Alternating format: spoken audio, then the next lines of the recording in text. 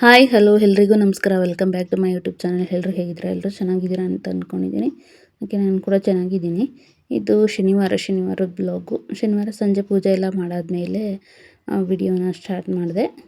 ಹಾಗೆ ವಾರ ಆಗಿದ್ದರಿಂದ ಇವತ್ತು ಪೂಜೆನ ಮಾಡಿದ್ದೆ. ಇದು ಹಾಗೆ ನಮ್ಮ ದೇವ್ರ ಮನೆ ಟೂರ್ ಕೂಡ ಮಾಡ್ದಂಗಾಗುತ್ತೆ ಅಂತ ಹೇಳಿಬಿಟ್ಟು ನಾನು ನಿಮಗಿದೆಲ್ಲ ತೋರಿಸ್ತಾ ಇದ್ದೀನಿ. ಇದು ನಮ್ಮ ಮನೆ ದೇವರ ಮುಲ್ಕಟಮ್ಮನ ಫೋಟೋ, ಹಾಗೆ ರಾಘವೇಂದ್ರ ಸ್ವಾಮಿ ಫೋಟೋ. ಹಾಗೆ ಇಲ್ಲಿರೋ ಎಲ್ಲ ದೇವ್ರ ಫೋಟೋಗಳಲ್ಲಿ ಲಕ್ಷ್ಮೀ, ಗಣೇಶ ಮತ್ತು ಸರಸ್ವತಿ, ಆಂಜನೇಯ ಹಾಗೆ ವೆಂಕಟೇಶ್ವರ ಸ್ವಾಮಿ ಇದೆ. ರಾಘವೇಂದ್ರ ಸ್ವಾಮಿ ವಿಗ್ರಹ, ಲಕ್ಷ್ಮೀ ವೆಂಕಟೇಶ್ವರ ಪದ್ಮಾವತಿ ಫೋಟೋ, ಕೃಷ್ಣನ ವಿಗ್ರಹ ಕೂಡ ಇದೆ. ಹಾಗೆ ಇಲ್ಲಿ ಒಂದು ಗಜಲಕ್ಷ್ಮಿ ದೀಪ, ಹಾಗೆ ಎರಡು ದೇವ್ರ ದೀಪ ಅಂದರೆ ಕಂಬದ ದೀಪ ಹಚ್ತೀವಿ. ಹಾಗೆ ಇದು ಒಂದು ಎಲೆ ಕಳಸ. ಮುಂಚೆ ತಾಮ್ರದ ಕಳಸ ಚಂಬಿಡ್ತಾ ಇದ್ದೆ, ಕಾಯೆಲ್ಲ ಇಡ್ತಾ ಇದ್ದೆ. ಆಮೇಲೆ ನಮ್ಮ ಹಳೆಯದು ಸಂಪ್ರದಾಯ ಪದ್ಧತಿ ಪ್ರಕಾರ ನಮ್ಮ ಮನೆಯಲ್ಲಿ, ಅಂದರೆ ನಮ್ಮ ಅತ್ತೆ ಮನೆಯಲ್ಲಿ, ನಮ್ಮ ಯಜಮಾನ್ರ ಮನೆಯಲ್ಲೆಲ್ಲ ಈ ಥರ ಎಲೆ ಕಳಸನೇ ಇಡೋದು. ಹಾಗಾಗಿ ಇವಾಗ ಎಲೆ ಕಳಸನೇ ಇಡ್ತಾ ಇದ್ದೀನಿ. ಹಾಗೆ ನವಿಲುಗರಿನೂ ನೋಡ್ಬೋದು. ನನ್ನ ತಂಗಿ ಊರಲ್ಲಿ, ಹಾಗೆ ನಮ್ಮ ಅಮ್ಮ ಊರಲ್ಲಿ ಹೊಲದಲ್ಲಿ ತೋಟದಲ್ಲೆಲ್ಲ ಸಿಕ್ಕಿತು ಅಂತ ಹೇಳ್ಬಿಟ್ಟು ಕೊಟ್ಟಿದ್ದರು. ಮನೆಯಲ್ಲಿ ತೆಂಗಿನ ಇದು ನವಿಲುಗರಿನ ಇಡಬೇಕಂತೆ, ತುಂಬ ಒಳ್ಳೆಯದಂತೆ ವಾಸ್ತುಗೆ. ಹಾಗೆ ಮನೆಯಲ್ಲಿ ಧನಾಕರ್ಷಣೆ ಆಗುತ್ತೆ ಅಂತಲೂ ಕೂಡ ಹೇಳ್ತಾರೆ. ಸೊ ಇದು ನೈಟ್ ಆಗಿದ್ದರಿಂದ ಚಿಕ್ಕದು ಬಲ್ಪು ಹಾಕಿರೋದು ದೇವ್ರ ಮನೆಯಲ್ಲಿ, ಅಂದರೆ ಸಂಜೆ ಆಗಿದ್ದರಿಂದವ. ಹಾಗೆ ಇಲ್ಲಿ ಆಚೆ ಕಡೆನೂ ಅಷ್ಟೇ ತುಳಸಿ ಕಟ್ಟೆ ಹತ್ರನೂ ಪೂಜೆ ಎಲ್ಲ ಮಾಡಿ ಇದು ಬಾಗಿಲಿಗೆ ಈ ಥರ ಎಲ್ಲ ರಂಗೋಲಿ ಎಲ್ಲ ಹಾಕಿದ್ದೀವಿ. ಬೆಳಗ್ಗೆನೇ ಮಾಡಲಿಲ್ಲ, ಸ್ವಲ್ಪ ಯಾಕೋ ಹುಷಾರಿರಲಿಲ್ಲ ಅಂತ ಹೇಳ್ಬಿಟ್ಟು ಸಂಜೆ ನಾನು ಪೂಜೆ ವಾರ ಎಲ್ಲ ಮುಗಿಸ್ದೆ. ಹಾಗೆ ನೈಟು ಊಟ ಮಾಡ್ತಾಯಿದ್ವಿ. ಊಟ ಮಾಡುವಾಗ ಸಾಂಬಾರು ಚೆನ್ನಾಗಿತ್ತು ಅಂತ ಹೇಳ್ಬಿಟ್ಟು ನನ್ನ ಚಿಕ್ಕ ಮಕ್ಕಳು ಬೆಳ್ಳೆಲ್ಲ ಹಾಕಿ ನೆಕ್ತಾಳೆ, ಅಂದರೆ ತಟ್ಟೆ ಎಲ್ಲ ನೆಕ್ತಾವಳೆ. ನಾನು ಅದು ಬೈತಾ ಇದ್ದೀನಿ, ಹಂಗೆ ಇದು ಮಾಡೋಕ್ಕೆ ಹೋಗಬೇಡ, ಊಟ ಮಾಡು ಅಂತ ಹೇಳ್ಬಿಟ್ಟು. ಕೋಸು ಬೇಳೆ ಹಾಕಿ ಬಸ್ಸಾರು ಮಾಡಿದ್ದು, ಬಿಸಿ ಬಿಸಿ ಅನ್ನಕ್ಕೆ ತುಪ್ಪ ಹಾಕ್ಕೊಂಡು ಬಸ್ಸಾರಲ್ಲಿ ತಿಂತಾಯಿದ್ರೆ ಸಕ್ಕತ್ತಾಗಿರುತ್ತೆ. ಅವಳು ಹಂಗೆ ತಟ್ಟೆ ಎಲ್ಲ ನೆಕ್ತಾಯಿದ್ಲು, ಅದಕ್ಕೆ ಬೈತಾ ಇದ್ದೆ. ಆಮೇಲೆ ಮಾಡಬೇಡ ವಿಡಿಯೋನ ಅಂತ ಇದ್ಲು. ಸೊ ಮಕ್ಕಳು ಈ ಥರ ತುಂಟಾಟ ಎಲ್ಲನೂ ಕ್ಯಾಪ್ಚರ್ ಮಾಡಿ ಇಟ್ಕೋಬೇಕಲ್ವ, ಫ್ಯೂಚರೆಲ್ಲ ಅವರಿಗೆ ತೋರಿಸೋದಕ್ಕೆ ನೀವೇನೇನು ಮಾಡ್ತಿದ್ರಿ ಅಂತ ಹೇಳ್ಬಿಟ್ಟು. ನಾವು ಊಟ ಮಾಡುವಾಗ ಈ ರೀತಿ ಎಲ್ಲ ತಂದು ಇಟ್ಕೋತೀವಲ್ವ. ನಂದು ಆಲ್ರೆಡಿ ಊಟ ಆಗಿತ್ತು. ಹಾಗೆ ಮಕ್ಕಳು ಊಟ ಮಾಡ್ತಾಯಿದ್ರು. ಮುದ್ದೆ, ಬಸ್ಸಾರು, ಎಲೆಕೋಸು ಪಲ್ಯ, ಸಾಂಬಾರು ತುಂಬ ಚೆನ್ನಾಗಿರುತ್ತೆ ಎಲೆಕೋಸಿಂದು. ಎಲೆಕೋಸನ್ನ ಜಾಸ್ತಿ ತಿನ್ನೋಕೆ ಹೋಗ್ಬಾರ್ದು, ಥೈರಾಯ್ಡ್ ಬಂದುಬಿಡುತ್ತೆ. ಥೈರಾಯ್ಡ್ ಇರೋರು ಮುಟ್ಲೇಬಾರ್ದು ಎಲೆಕೋಸು, ಗೆಡ್ಡೆಕೋಸು, ನವಿಲುಕೋಸು, ಹಾಗೆ ಹೂಕೋಸು ಎಲ್ಲನೂ. ಏನಕ್ಕಪ್ಪ ಅಂತಂದರೆ ಅದು ಥೈರಾಯ್ಡ್ ಇನ್ನೂ ಜಾಸ್ತಿ ಆಗುತ್ತೆ. ಈ ಥೈರಾಯ್ಡಲ್ಲಿ 2 ಥರ ಬರುತ್ತೆ. ಒಂದು ಸಣ್ಣ ಆಗಿಬಿಡ್ತಾರೆ, ಇನ್ನೊಂದು ದಪ್ಪ ಆಗಿಬಿಡ್ತಾರೆ. ದಪ್ಪ ಆಗೋ ಥೈರಾಯ್ಡ್ಗೆ ಇದೆಲ್ಲ ತಿನ್ನಬಾರ್ದು. ನನಗೂ ಮುಂಚೆ ಒಂದು ಸಲ ಬಂದಿತ್ತು. ಸೊ ಹಾಗಾಗಿ ಹೇಳ್ತಾ ಇದ್ದೀನಿ. ಇವಾಗ ತಿನ್ನೋಕ್ಕೆ ಸ್ಟಾರ್ಟ್ ಮಾಡ್ಕೊಂಡಿದ್ದೀನಿ, ನಾರ್ಮಲ್ ಇದೆ ಇವಾಗ. ಆದ್ರೂ ಕಂಟ್ರೋಲಲ್ಲೇ ಇರಬೇಕು.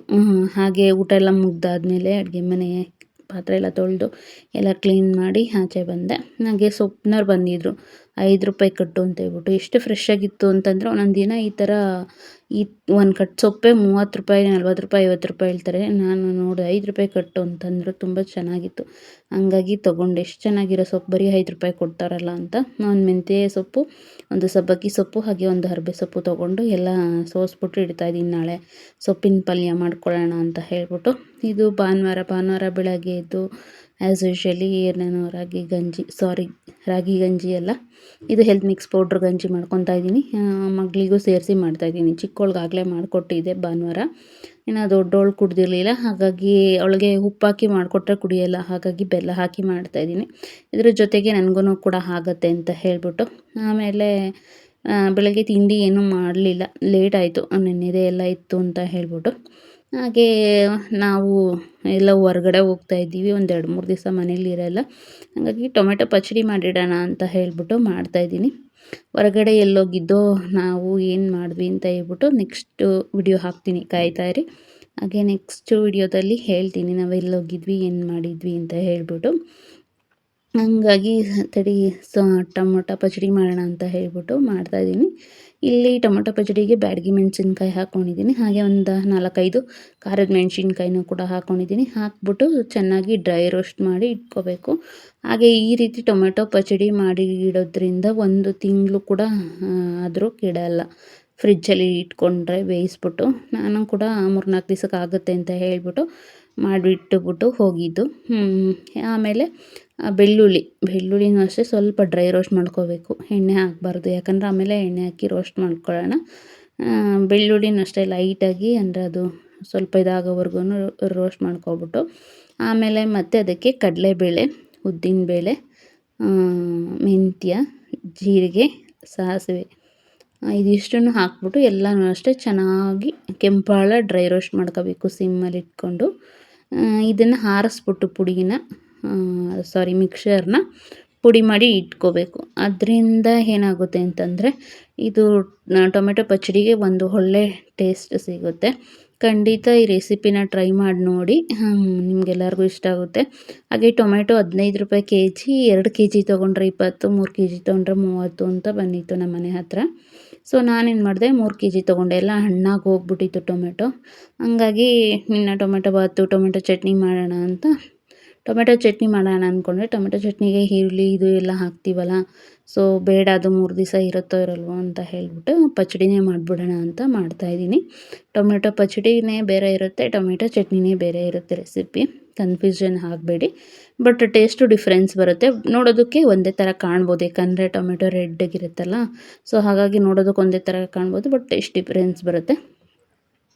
ಈಗ ಇದನ್ನೆಲ್ಲ ಹಾಕಿ ಸಪ್ರೇಟು ಪುಡಿ ಮಾಡ್ಕೊಂಡಿದ್ದೀನಿ. ಅಂದರೆ ಮೆಣಸಿನ್ಕಾಯಿ, ಬೆಳ್ಳುಳ್ಳಿ ಇದೆರಡನ್ನೂ ಸಪ್ರೇಟ್ ಪುಡಿ ಮಾಡ್ಕೊಂಡಿದ್ದೀನಿ. ಹಾಗೆ ಇದೆಲ್ಲ ಮಿಕ್ಸರ್ನು ಒಂದು ಸಪ್ರೇಟು ಪುಡಿ ಮಾಡ್ಕೊಂಡಿದ್ದೀನಿ.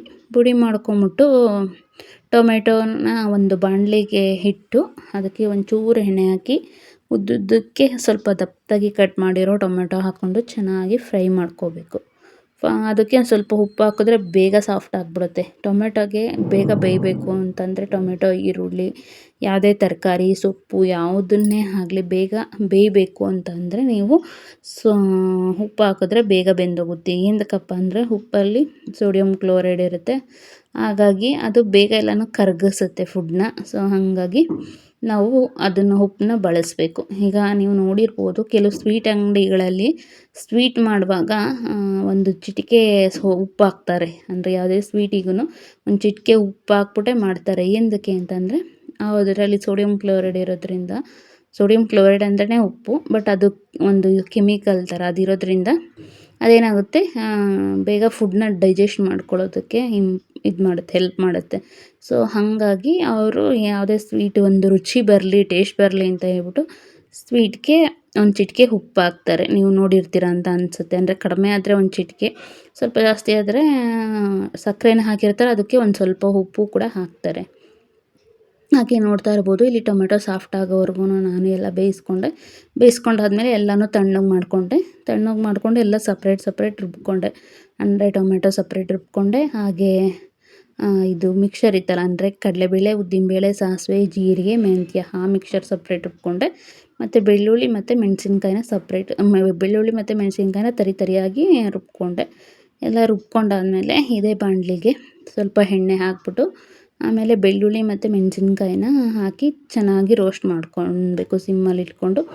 ಏನಕ್ಕಪ್ಪ ಅಂತಂದರೆ ನಾವು ಅದಕ್ಕೆ ಆಯಿಲ್ ಹಾಕಿಲ್ಲ ಉರಿವಾಗ, ಸೊ ಹಾಗಾಗಿ ಅದು ಮಿಕ್ಸರ್ ಹಾಕ್ಬಿಟ್ಟು ಚೆನ್ನಾಗಿ ಎಣ್ಣೆಯಲ್ಲಿ ಸಿಮ್ಮಲ್ಲಿ ಇಟ್ಕೊಂಡು ರೋಸ್ಟ್ ಮಾಡಿಕೊಂಡು, ಅದಾದಮೇಲೆ ಟೊಮೆಟೊ ರುಬ್ಬಿಟ್ಟು ಟೊಮೆಟೊದ ಹಾಕಿ ಪೇಸ್ಟು ಸ್ವಲ್ಪ ಚೆನ್ನಾಗಿ ಹಸಿ ವಾಸನೆ ಹೋಗೋವರೆಗೂ ಬಾಡಿಸ್ಕೋಬೇಕು. ಹಸಿ ವಾಸನೆ ಹೋಗಿರುತ್ತೆ, ಆದರೆ ಸ್ವಲ್ಪ ಲೈಟಾಗಿ ಬಾಡಿಸ್ಕೊಂಬಿಟ್ಟು ಆಮೇಲೆ ಕೊನೆಯಲ್ಲಿ ಅದು ಸ್ವಲ್ಪ ಪೌಡ್ರ್ ಇದೆಯಲ್ಲ, ಮಿಕ್ಸರ್ ಪೌಡ್ರನ್ನ ಅದನ್ನು ಹಾಕ್ಬಿಟ್ಟು ಸ್ವಲ್ಪ ಕೊತ್ತಂಬರಿ ಉದುರಿಸ್ಕೊಂಡ್ರೆ ಟೇಸ್ಟಿಯಾದ ಟೊಮೆಟೊ ಪಚ್ಚಡಿ ರೆಡಿಯಾಗುತ್ತೆ.